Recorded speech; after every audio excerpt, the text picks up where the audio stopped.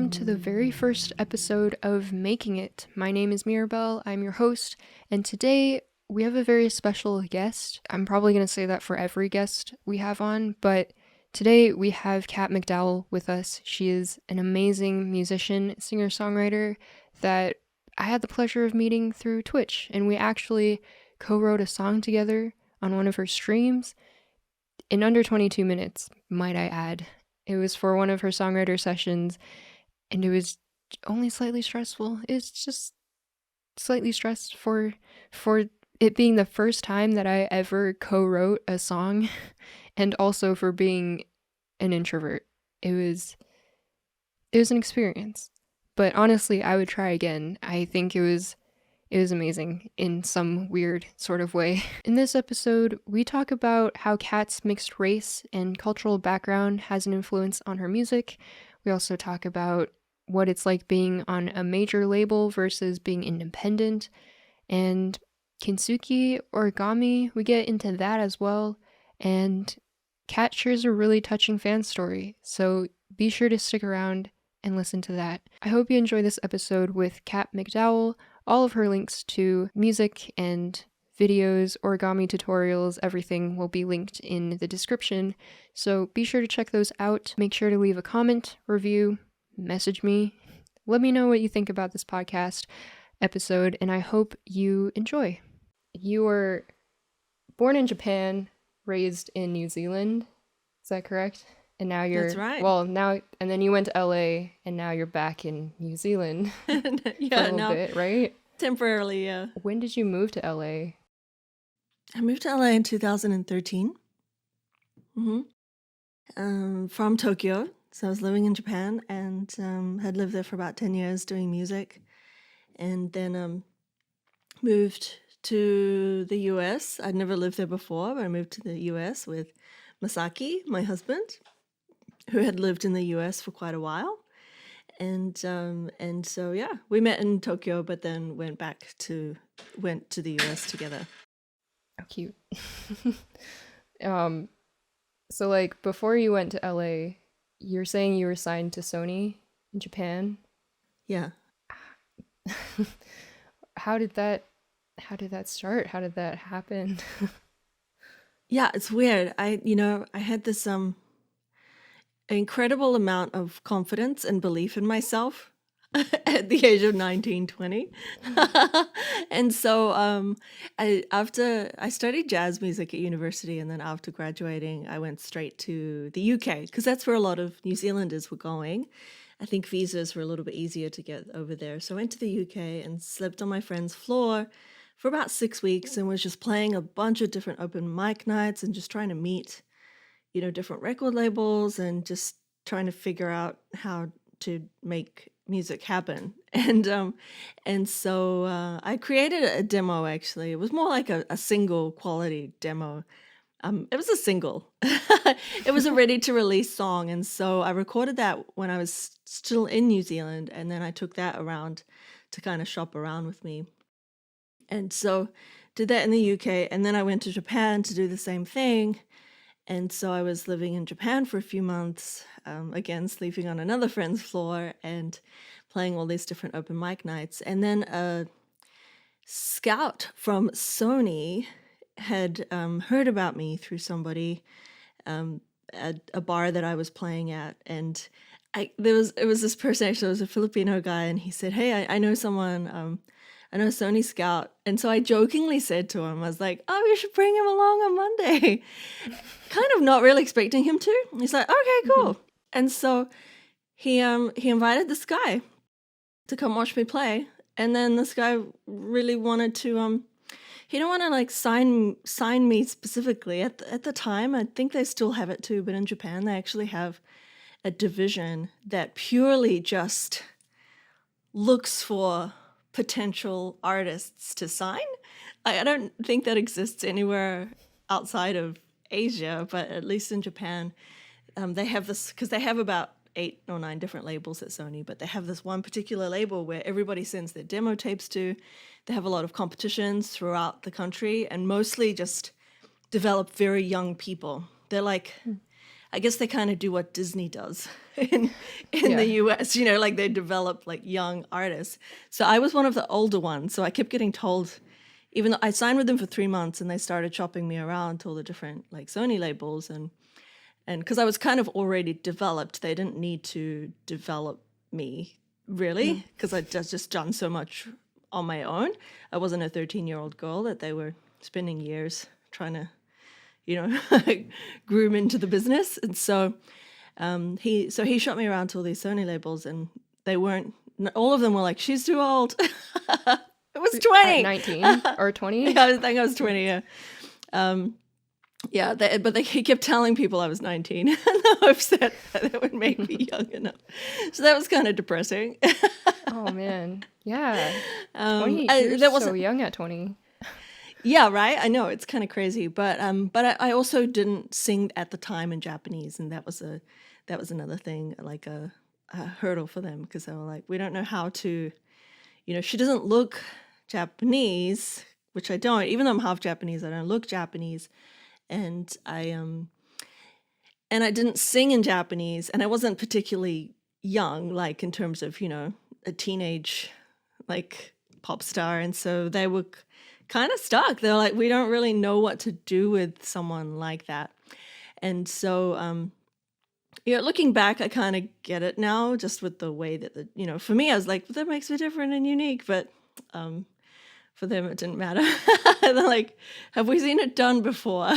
So it was hard, but it was through that kind of sparked a few relationships with different people who then led me to an awesome label, which was part of a different. It wasn't Sony, but it was with Avex, and so I found a really great label who believed in me and who believed in what I could do, and I did find that it was actually really hard working with them for 3 years to really get a solid identity and as an artist, and be unique and be completely myself, but at the same time marketable in that culture and at that time in that market. So it was just like a big boot camp, basically 3 years of just learning the really hard way under a lot of pressure, doing the real thing and failing and succeeding sometimes. So it was just like a crazy mess, but just learning after 3 years of being in a major label that, that's what I had thought would be my big break, and to realize that that was just a foot in the door. It wasn't really sorry, just 1 second. Our car is stolen? Wait, what? Oh my goodness. Did you just say your car is stolen? Yeah. My mom's car is stolen. So wild. What? Mom was crawling on the floor, and I'm like, what are you doing? She's like, our car is stolen. I was like, that was the last thing I was expecting you to say. Oh my goodness. So yeah, so Sony was like a big boot camp.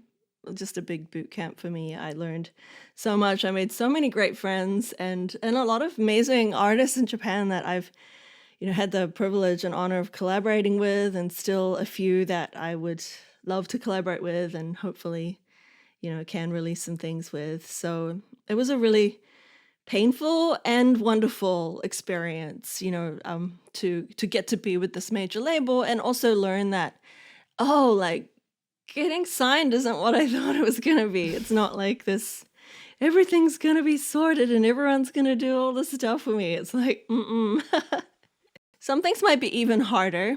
Your hands will be tied sometimes in ways that you didn't, think. And it can be harder at times, and it can be a success. But those who do really well on big labels, it's just the tip of the iceberg. There's so many people signed to labels that never get their music out there because it's owned by a label now. And even a lot of the stuff that I released with Sony, you can't even, it's not on Spotify or Apple Music outside of Japan. So I can probably re-record some of those songs now.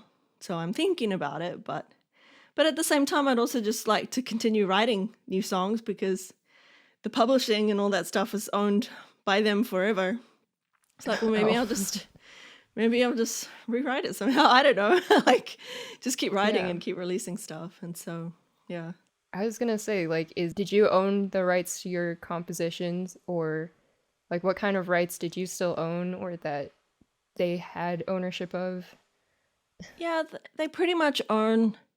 I mean, that's the thing with big major labels is they pretty much own everything. And at the time, especially because it was Japan and a lot of things were non-negotiable, I even went through a lawyer, which is really unusual for Japan. But then then I ended up having to part ways with the lawyer because he was kind of like, I can't really recommend this. This isn't a great contract. And then my my other friend who does law, she also looked through it and was like, well, as long as you understand, she just explained everything, it was in it, and she was like, as long as you understand what's happening, it's up to you. And then I thought about it. I was like, you know what? It was only 3 years. It wasn't like a 16 album, committed for life kind of thing.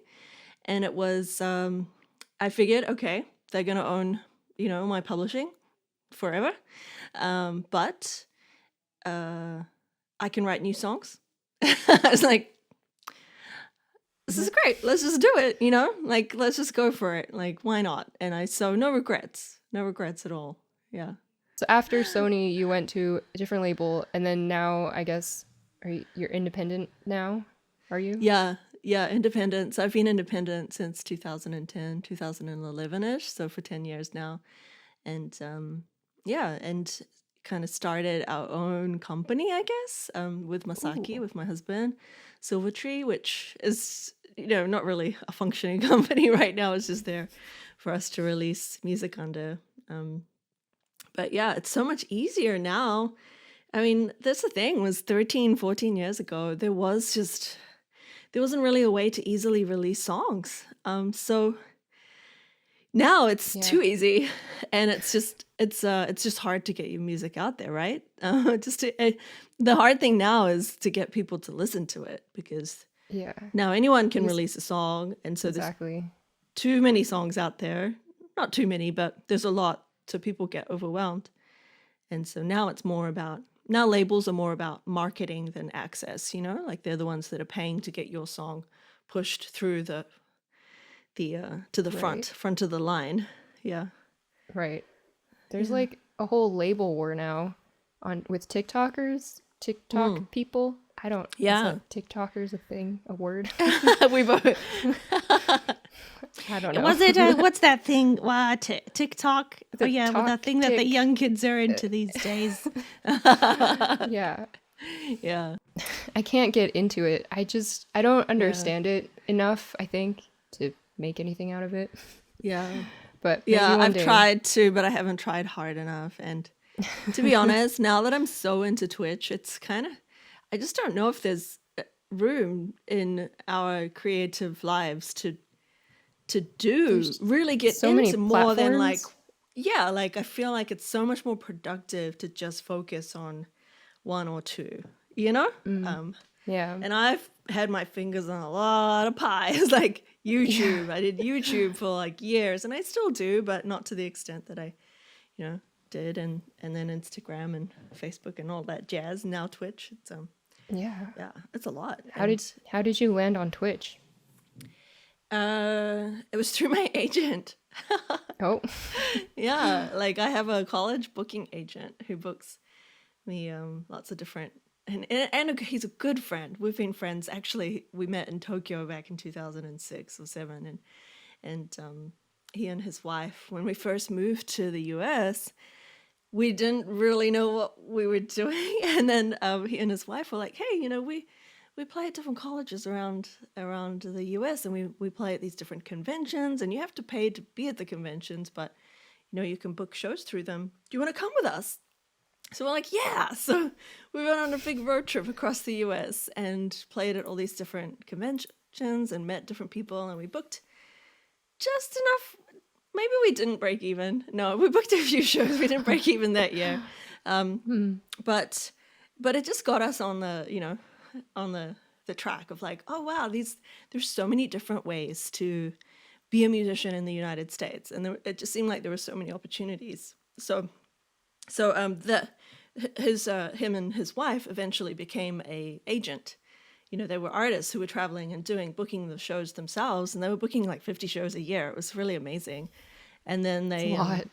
Yeah, but then they had 2 kids and they're like, you know what? Maybe we should become an agency. So now they're like an amazing agency and do this for a lot of different artists. And so he really, Mark really, really encouraged me to get into Twitch, especially after the pandemic hit and we lost all our shows. Right. Which is funnily enough, which is how I got into teaching origami workshops. but yeah, so he was the one who was like, I really, really think you should try Twitch, Kat. I really do. I think you would love it, and I think it would work with your personality, and you should do it. Yeah. So we wouldn't have met if it wasn't for Twitch. I know, it's been wonderful. Twitch has been this wonderful gift of being able to like have a place to perform and connect with people, which is what I love to do more than anything, and like just bring so many of the things that I love together to one place and connect. And so it's been wonderful. I love it. So thank you, Mark. Yay, Mark. Yay. I mean, you're having a baby, but I was gonna ask if you would go back and play live shows once things get back to normal. Yeah, I think it was really fun. Misaki and I had our first jam yesterday, just on the bed for our little girl. And that we haven't really like jammed together in a year and however many months. We used to tour all the time together. He would play play drums with me and for me. But since we all kind of hunkered down, we stopped playing music together. And so we did talk about that. We're like, the touring was really fun, but it was also very hard and stressful, and it would be hard to do with baby. So I was like, what do you think about coming on Twitch? What did he say to that? Doesn't, well, he's not really into social media. He's a great performer and he loves live shows, but I don't know. We'll see. It is really different, but it would be a great way to start playing together. I feel like it would be fun to play live shows too, but I think it would be good to start on Twitch, and that would, we can get some practice playing together. And we'll see. But I think it's important for us to keep performing and playing too. So we'll definitely be playing local shows, but I'm not sure about the hardcore tours that we used to do. Especially now that we do have Twitch I have Twitch anyway as a way of playing with and for people. Yeah. Yeah. Yeah. That's awesome. How about you? How did you get into Twitch? I got into Twitch because, so I don't know if you know Kate McGill. She's a singer-songwriter based in the UK. She's part of a band called Meadowlark. And I had done a cover. She streams on Twitch. And I'd done a cover of Meadowlark's song called Fly. And she really liked it. And I was on her stream and she's like, hey, you should start streaming. And I was like, I had thought about it before, but I was never going to do it. And like I had only just released Wildfire, my EP. Yeah. This was last August or so. And like it was the first time I put out any original music like properly, I guess. Like to put it onto Spotify, streaming platforms. So there was like that little suggestion, that little push, and I was like, yeah, sure, let's do it. So like all of her community came to my first stream, which is really nice. Yeah. And then I just kept going with it, and I stuck with it. That's amazing. Here we are. That's awesome. Yeah, it's been so amazing to see all these new people. There's always new people coming on Twitch. I love it, and it's such an exciting platform, exciting community. There's always so many cool new friends to meet, and I love it. I'm so stoked that I got to meet you. I remember you rated me on your birthday stream, I think. Oh, really? Was it? When's your birthday again? November 28th. I think that was it. I think you did. Nice. Yeah, I know you won't remember, but I remember. It's like, hi, how are you? Very Who exciting. Are you? Yeah. Definitely. Somebody definitely suggested to raid you because I don't think I knew who you were before that. Yeah. No, I don't think I knew you either. So that was Yeah. really cool. That's a cool thing, about Twitch is how important and influential the community is. Oh, yeah. The people in the chat, like they're the ones that are, more active, I think, inside and connect and network. Yeah. All of us together, because it's really hard to be like streaming and doing all the other stuff and watching. So I really appreciate everybody who watches. Yeah. It's kind of hard Yeah. to do both. And so the moderators, and all the people who like hang out on different people's streams and suggest people, I mean, I appreciate them so much. They add so Yeah. much to the community. I love it. Because you did YouTube and all of the other things as well, all of the other different socials. Did you see a lot of people follow you throughout all of your different changes? Yes and no. So I feel like Twitch is the closest thing to live tours that I've experienced. So when I do live tours, or when I have done live tours, mostly they're in very small venues to a small group of people, less than 100 people. And then if we would come back again, a lot of those people would come back again. So it just kind of felt like we were, and we would play 2 sets, and we would hang out with people, and, like in between the set and after the set. And so it just really felt very warm and community based, and people were very supportive. And, sometimes it's funny, like sometimes we would do more, or like in terms of like financially, we would end up doing better at a gig with 12 people than 60, because the gig with 12 people, and we've come a long way, to a little town and whatever place to play for them. And they so want us to come back, that they're like, what merch can we buy? Like, Aw. how can we support you? And, we'd often like jokingly say, we'd be like, oh, if you could buy a CD, that'll be our gas, like, and so they're like, oh, and so they'd just be so incredibly warm and supportive, and to be like, thank you for coming to our town. And, we get to see them face to face and have chats. And one of my most memorable experience actually is down in this little, this little town in Kyushu and in Japan. And the year before, one of our shows got canceled in Hiroshima because of a typhoon. And so so our show got canceled that day, and we decided to stop by this tiny little surf shop. And so just to say hi and maybe be like, hey, can we play here next year? So we stopped by this tiny little surf shop, and it was a husband and wife running it. And we said hi, and they're like, oh, we actually already know who you are. I was like, what? And they're like, yeah. They're like, yeah, we had a booth we used to have a clothing brand, and we used to have a booth at this like surf convention, and we saw you play there, because I was in the surf community in Japan. We saw you play there, and we actually wanted to sponsor you like 5 years ago. I was like, what the? What? And yeah, and they're like, yeah, but we don't do that, like that surf clothing label anymore.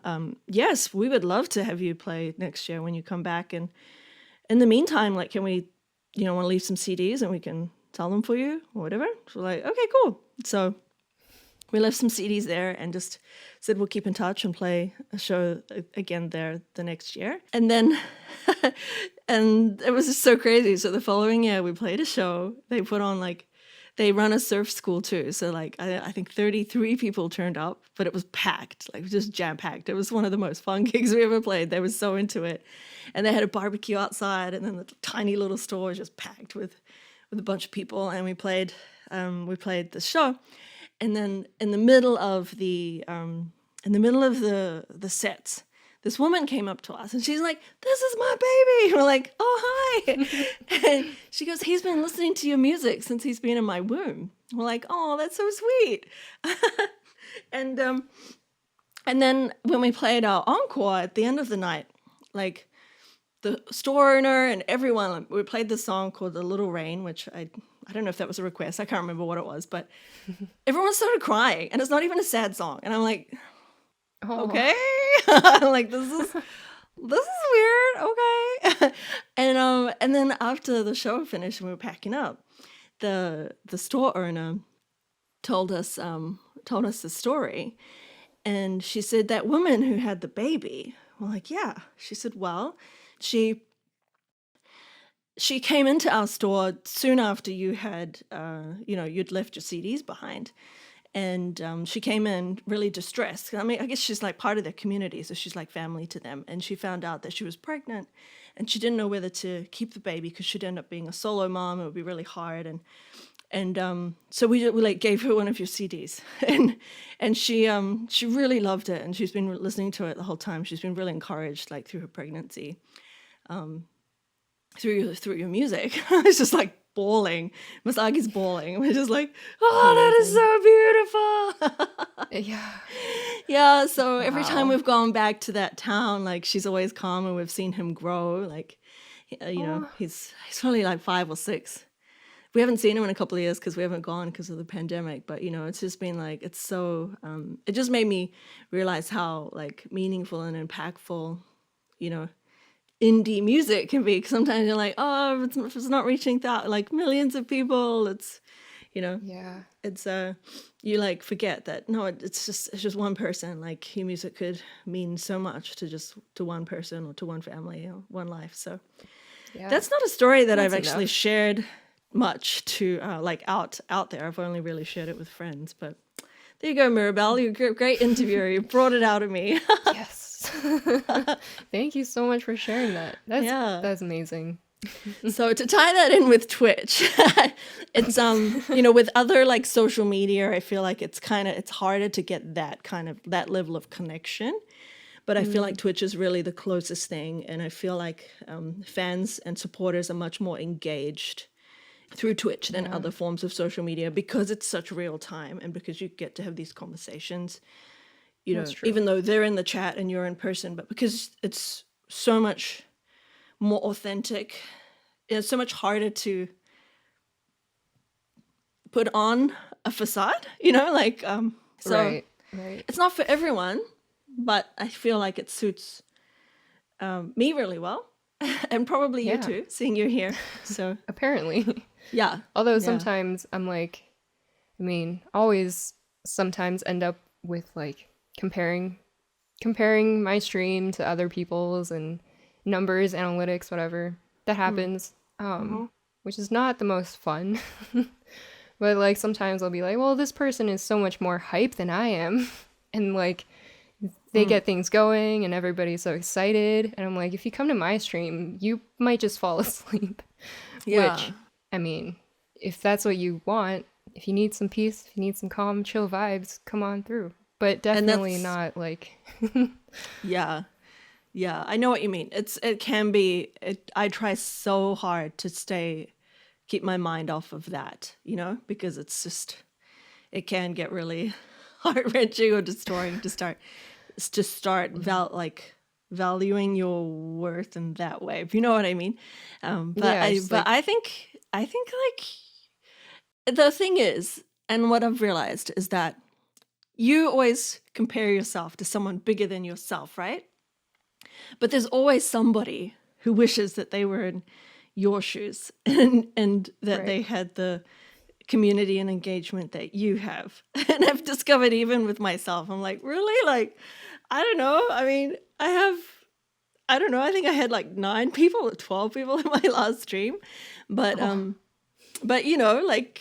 but those 9, 12 people were stoked to be there, and it was awesome. And someone else would be like, oh, I would love to have 12 people at my stream, And so it's so I just try not to think of it that way anymore, because otherwise it gets too hard. Which might not be good. Sure. I know that the people who really like succeed think very much along those lines. So, I sometimes wonder if like that's one of the reasons why I've never really, why I didn't do well with the label and all this other stuff. But I don't know. I think like comparison can be healthy, and if you're looking at comparison as like a way to get better, then, you know, that's helpful, and not in like a jealous sort of perspective, I guess. Yeah. Yeah. Healthy rivalry. Exactly. Yeah. How do you deal with imposter syndrome? At times I've dealt with it terribly. I think my time with Sony was maybe my hardest, because I've been doing this, slogging out for years and years, and been doing music for so long. I feel less of that now, because I feel like I've worked so hard and got so far. but and maybe I haven't felt the success that, you know, to come to the level where you would feel imposter syndrome. I don't know. So I'm not sure if I'm the best person to answer that question, but That's okay. I think imposter syndrome, again, just comes from that comparison. Yep. And yeah, and I definitely feel the desire and the drive, and the thing that I love about watching other people on Twitch, especially people who are doing really well and who are just so incredibly talented. I know the amount of work that goes into, you know, their prep. So it challenges me to just want to keep growing and doing what I can to grow as like a looper and as an arranger, as a songwriter, as a singer. There's just so much so much more I just want to grow in. And Twitch is a place where I feel safe enough, I guess, to explore that, even though it's not perfect, and even though I make so many mistakes and, you know, sing off key sometimes and That's okay. bung We all do. a line. Yeah, that it's just, Yeah. it's the place where I grow and hope that I will continue to get better. It's great. Yeah. Can we talk about your origami? Sure. Yeah. How did that start? Yeah, it started through my grandma. She's Japanese. She loves origami. She had a lot of origami like hanging from her walls. Just always like making stuff, singing, and I think that's where I got the desire to do all this stuff from, was just to be creative, to be crafty, to want to sing. All came from her. So through the years, I've dabbled in origami, not in a really, really big way, but I've always done it since I can remember. I think since I was like 2 or 3, I've always just folded things. And so, you know, even when I was on tour around the US and in Japan, I would make these tiny little origami, like paper crane earrings, and sell them as merch and things like that. So it's always been a part of my life. And then when my grandma passed away in 2019, I wrote a song for her called 1,000 Paper Cranes, and had this vision. Sometimes, I don't know if you've had that, but when you've written a song, sometimes the music video comes to mind as you're writing it. So I had this vision of like sitting in a room with 1,000 paper cranes, like all just kind of hanging with lights, and I just kind of had this vision of it, along with... It's a beautiful video, by the way. Oh, thank you. And I had the vision of like flashbacks with the grandma and me, you know. So it was one of the hardest music videos to put together as an indie artist, but thankfully, I mean, I just had so much help from friends who were so generous with their time and managed to film it while I was in Japan, and it was such a wonderful experience. And then we released it in March 2020, having no idea that there would be a pandemic. Right. And so I think it was like If a only week you had after lockdown. that vision as well. Yeah. Maybe it was good that I didn't. I don't know. I would have invested in Zoom. But yeah. So then I had this like paper crane making live stream. Like, I'll teach everyone how to make paper cranes before the music video release, just as a fun way to hype it up. And so people came to my live stream where I'm like doing this on the screen and going, okay, this is how you fold it. I'm like, oh, it'd be so nice if I had an overhead camera and could show people like from a bird's eye view how to make this. And it'd be fun if I could do this on Zoom. And oh my goodness, everyone's at home now and they're probably looking for things to do. So I did like one Zoom workshop for my fans, and then I also did offered it to my agent, and I said, hey, now that all these schools are having to cancel shows and they're probably looking for stuff to do, I could offer them origami classes. And I think within a week or two, I booked like 9 workshops. It was so crazy. Nice. Yeah, so I was pretty busy that April, just doing a bunch of workshops. And at the same time, I was exploring and thinking about Twitch. And I ended up getting a bunch of extra teaching work too. So it was private, like teaching private lessons. And so it kept me very busy. And it was really hard, actually, to get started on Twitch. But finally, in the summer, I started. And it's been really fun doing that ever since. I also started teaching kintsugi as well this year. And kintsugi is the art form of mending broken ceramics. Using, for those of you who end up watching this, I am showing one right now, a coffee filter that broke. Kintsugi is another wonderful Japanese art form and it's like from hundreds of years ago, where you would mend something that is broken, like a broken ceramic, but instead of hiding the brokenness, you would accentuate it with gold, and you would make that object more valuable because of the way that it was lovingly restored. And I love that. I love this art form so much, and the healing power that it has, the ability to foster creativity and also just hope in people that this can be a form of therapy where you don't have to speak, which I love, Yeah. It's so beautiful. Kintsugi. Yeah. Also your song. Yeah. Thank you. So there's an English version and Japanese version, right? Mm-hmm. Scars is the English version. That's right, yeah. When did you, because you said earlier that you weren't singing in Japanese before. When did you start singing in Japanese? Around the time that I was told I don't sing in Japanese, I wrote a song that was a mix of Japanese and English. It's a song called Stop, which I sometimes play live, but I don't know if it's available outside of Japan. And it's actually it's up on YouTube. It's on my channel. So so Stop is a song that I kind of started adding some Japanese to it, and so some of my other half Japanese friends, call this mix of languages Japlish or Inganese. Yeah.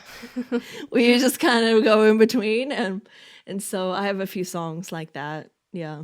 And so recently I've started doing more like complete Japanese versions of songs or complete English versions of songs when I release them. And so both Thousand Paper Cranes and Kintsugi have complete Japanese versions and complete English versions, which is kind of nice. So I do need some help to write the Japanese lyrics. I've tried writing some completely on my own, but I find that it's much better to write with somebody who has the sensibilities. And Masaki actually is really good at that. So he's helped me. I think he helped me with Kintsugi. And then I had him and another friend help me with Thousand Paper Cranes. Yeah, I was going to ask what would be easier to write, which language is easier to write in, but I guess that's the answer. English, for sure. Yeah. Sometimes people ask me to translate. It's been really wonderful to go to the US, and then like in Japan, I was singing like for TV commercials in English. They would hire me to do stuff in English. And now that I'm in the US, it's so funny. I ended up doing like a Xfinity and Apple commercial a couple of years ago, but they wanted me to cover a Jack White song in Japanese. So I had to write Japanese lyrics, and I'm not sure whether it's actually going to air. So I don't know if I can, I probably can't say yet, but recently there was like another movie trailer where they were like, could you translate this into Japanese? I'm like, okay, but I have to explain. Awesome. Yeah, and sometimes even for like some major label artists and things, they'd be like, hey, someone would approach me and be like, could you write Japanese lyrics? But each time I have to explain how difficult it is. It's much easier, I think, for me to translate from Japanese into English. So I've done that for some artists too in Japan, where I've like written, because you have to rewrite. You can't just translate a song. You have to rewrite it in a way that makes sense in that language. So like sometimes it's the meaning that you have to translate and not like the direct words, I guess. Yeah. Oh, yeah. Absolutely. Yeah. It's everything. And the way Japanese lyrics go, you have to say things without saying it. So in less syllables than English. So it can be really hard. Yeah. That sounds challenging. Yeah, but it's fun. It's a fun challenge to get to do sometimes. Mm-hmm. So when you're writing your own songs, what's your songwriting process? I love melodies. I'm not as good with lyrics, so I kind of do struggle sometimes with lyrics. Really? But, but yeah, usually start with some kind of melody and some kind of theme of what I want to write about, and then go from there. Your idea with the songwriter sessions for having people come up with titles and then choosing from the titles, do you do that for your own songs? Sometimes, Yeah. but no, not very often. No, I don't always start with a title. Maybe I should. Maybe I'll get stuff done faster if I do. Set a 22-minute timer. Oh, yeah. I really should do that every day, actually. I should. Mm-hmm. How did you even come up with that idea for the songwriter sessions? So it's not my idea. It's Okay. It's from Top Tune. Top Tune is a songwriting show that I've taken part in LA many times. And it's a live show. It's so fun. It's a live show with 6 singer-songwriters that they draw names out of a hat and they pair you up with someone. And then they draw a song title out of a hat and they give you 17 minutes to go backstage and write a song with your new partner and then come back on stage and play it. And they have a house band and everything. So if you give them the chords, the house band will play along with you. It was such a magical experience every single time. I loved it so much. And I always just kind of thought it would work on an online format, on a like Zoom format really well, you know? Mm. And so once I started Twitch, I was like, I should do this. But initially we tried 17 minutes, but I felt like 22 just gave it a little bit more time because there's just a bit more distraction with chat and with, like there's just possible raids and with True. Guests who have never done this before and like, what the, so. Yep. So 22, and then for me, like half an hour just felt a little bit too easy.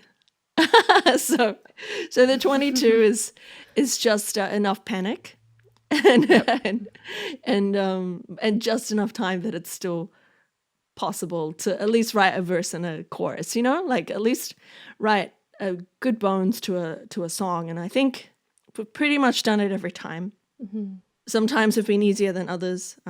And that's fine. It's different every time. But the 22 minutes has seemed to work to at least get some kind of like skeletal bones done. And then usually it's good to still finish the song. So we'll usually be like, okay, let's go into edit mode. And so we will, we do technically spend longer than that. But the idea is to really get a bulk of the song done in that first 22 minutes. And that and it's really fun. I love it. I love what comes out of it. So good. It is really cool. Yeah.